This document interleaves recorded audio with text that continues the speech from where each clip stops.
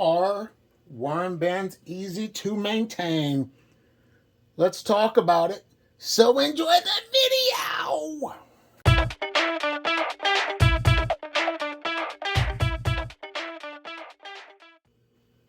Well, hello. Here goes my red wiggler and blue worm bin. I have not fed it for over 2 weeks. But there's no worms on the lid.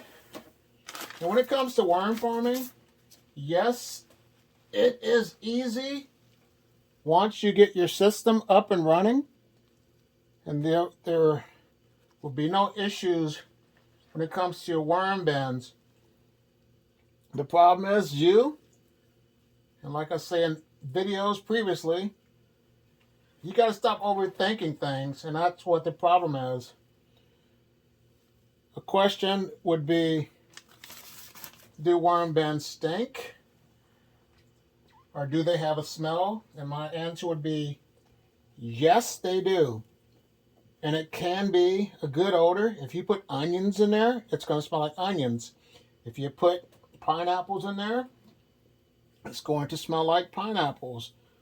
Or anything else you put in there, such as oranges or tangerines, that will have that citrus fragrance. But what you need to do is just bury your food scraps. That helps to prevent, eliminate some of the smells. So yes, they do smell, but they don't have, if your bin is running nice, like this one right now, like I'm doing with these red wigglers, there's no smell whatsoever. It has a rich, earthy smell, and it smells good. So yes, it has a clean fragrance. So what you place into your bin might give you problems, but I know one type of vegetable that will give a bad odor is definitely broccoli or the Brassicas family. When it comes to worms, a big thing now that they have going on is Purebred wigglers. And when it comes to Purebred wigglers, you're going to pay a lot more money. And for me, if I'm going to get my bin with a bin that might have a few blue worms in it, I have never had an issue with it. And I'm good with that. And my goal is to just have my worm consume the food scraps. I'm not providing no college tuition for my worms or any of that. So that's why I don't care if they're a mixed breed of blues and reds. But if you have the money, get your worms, that purebred wigglers, if that's what you want. Because some people like purebred dogs, some people like mutts. Depends on what you prefer. So use what method works best for you. If you're financially, get red wigglers and let me know your thoughts once you get your red wigglers, and I'll learn from you. But I will not purchase red wigglers because I'm good just where I'm at with my reds and blues. So that's just my little thought. But they're going to get green beans, banana peels, and that's about it. That's in here. But red wigglers, they prefer the banana peels, I think, more over my European Nightcrawlers. But what I'm going to do is cover it up with some bedding to help with the issues if I had any fruit flies or pests. But as of right now, there's nothing in my bins. I don't have issues with the fruit flies, the pills, the mites, or any of that. So knock on wood, things are going well with how I run my system. They do benefit your worm system if you have red certain critters in there, but I'm just thankful that I don't. So some shredded up cardboard I'm going to set on top. Then I'm going to cover it up with my cover sheet. And I'm not going to bother these worms for about 2 weeks because they have plenty of food and bedding to get them by for now. So now it's time to look at my Euros. This is my first batch with the European Nightcrawlers. No worms on the lid. Things are looking real good so far. The Europeans are down here eating these food scraps. It's really wet down there, so I'm going to fix that problem. So I'm going to add a lot more paper down there to help with this accumulation of moisture. So let me put this paper here, and that's going to help. It's going to suck it up like a sponge.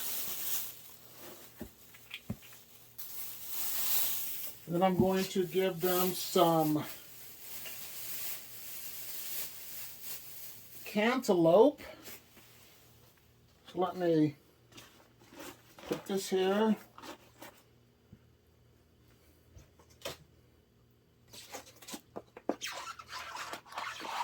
Place the cantaloupe on top.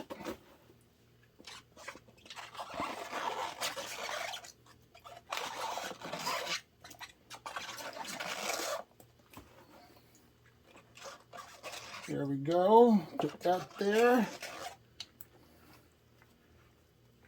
And since there's a lot more euros in this one, I'm going to add a little more extra cantaloupe.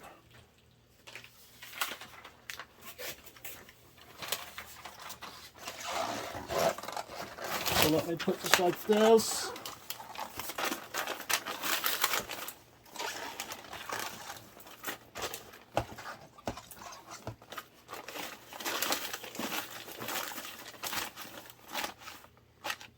I'm going to add a little bit more paper because this is going to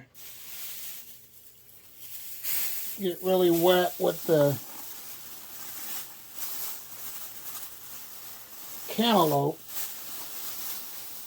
Let's do it like that.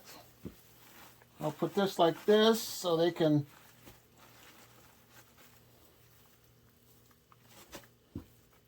keep devouring some food scraps. And what they're eating right now, they're eating blueberries that are still left over in this bin. So yeah, stuff's breaking down. And it's funny when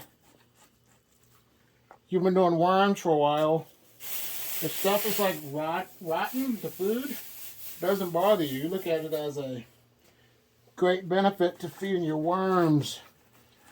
But I'm not going to give them any worm chow. I'll mix that up a little bit.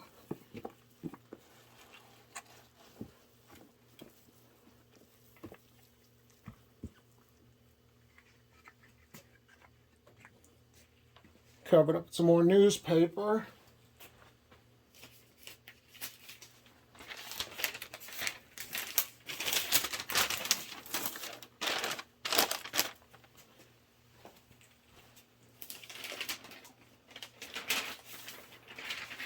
And I'm going to just call this one good to go. So I'll leave them alone for, like I said, another 2 weeks. And then I will see how things are going. I'll feed them again. So now it's time to look at my next worm bin with the Euros. Now this is the worm bin that has Euros. It's my Rebel worm bin because these Euros were the ones that climbed up to the side. So I don't know why they do that. It's only bin. But we'll see what's going on in this one.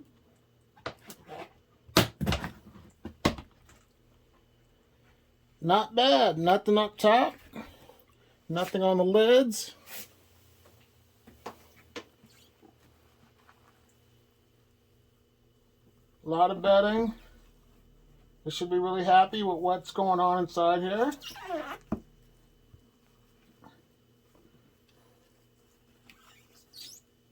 This one's drier than the other one, so it depends on what type of food scraps you feed them, because watermelon and cantaloupe and all that other stuff has a lot of more moisture, so that can cause problems. So try to always add more paper to help with that issue. But I'm going to Just add some more bedding to this, which will be my shredded up newspaper and some cardboard.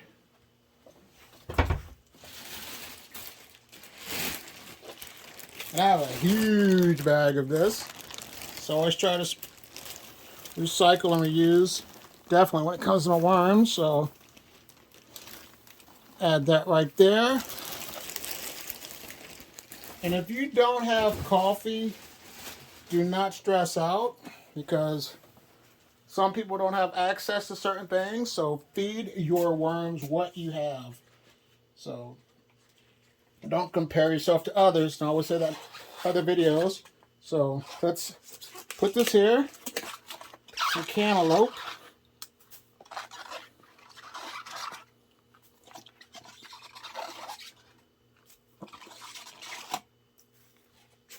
And I will give them another tote of cantaloupe as well to provide for their food needs. And this was frozen and thawed out. And that's the method I use. A lot of people are going back to the smoothie methods. And that way, if you blend it up, it will allow the food to be consumed quicker from your worms, because there will be more surface area for the worms and the bacteria and whatever else is in your worm bin. So if you want worm castings a lot sooner, blend it up. But always cover up your bedding or your food scraps, because that will help if you have unwanted pests that want to enter. So this bin is doing real well compared to the previous videos. Now it's time to look at my other worm bin with the mixed worms. This is my diversity and inclusion worm bin with mixed worms, red wigglers, blue worms, and European nightcrawlers. By the looks of this, they're going to have these castings harvested really soon. So that way I can keep the worm bin consuming the food scraps, multiplying and continuing the cycle of life when it comes to worm farming. But there's apples still in there that they're consuming. And like I said, apples are a slow food, but they will break down over time. So if you're going to go on vacation, I think apples would be the best thing to add to your worm bin, besides extra cardboard and newspaper, because that will give the worms plenty of time to have to eat and devour the food scraps. So since you're still watching this video, I'm going to ask a question.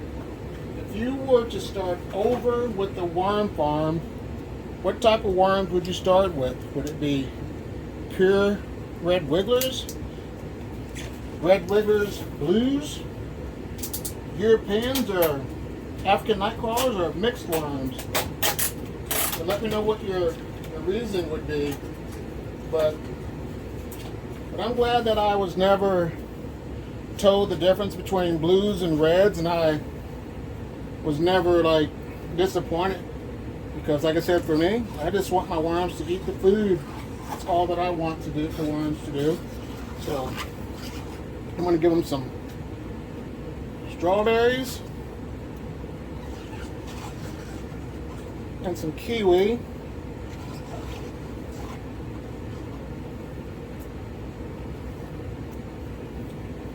Cover it up once again with this bedding. Let me throw a cover sheet on top too.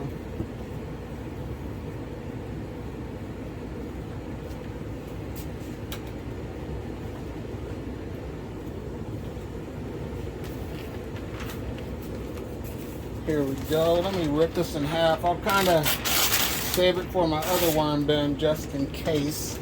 But I put a little cover sheet on it. It's dry. The bin's run kind of wet because of the condensation. So that's why I don't add bubble wrap or anything. So now it's time to look at my junk mail worm bin. This is the junk mail worm bin. I added more worms to it to help consume the food scraps a lot sooner and speed up the composting cycle.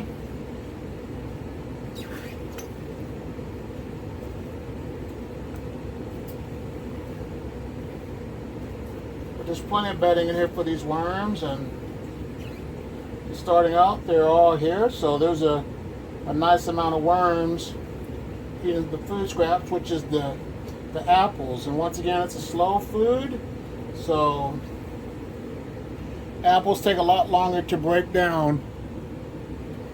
Let me give them a little extra in this worm farm to help them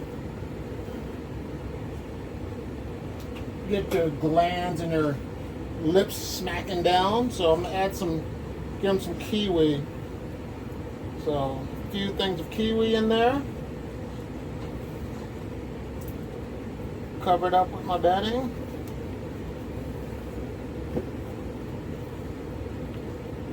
And call this one good to go. Now let's look at the final worm bin, the worm bucket.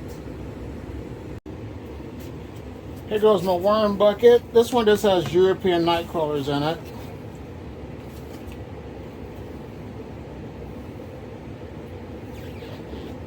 And the food scraps that they have in here are just apples.